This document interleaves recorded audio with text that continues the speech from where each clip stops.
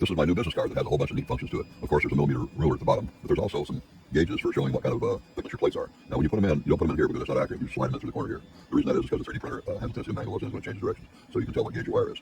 In addition to that, we have a way to make sure you cut your bezel square. So you lay your bezel against this line here and hold it good tight. Flip it over like so, make sure it stays tight in there.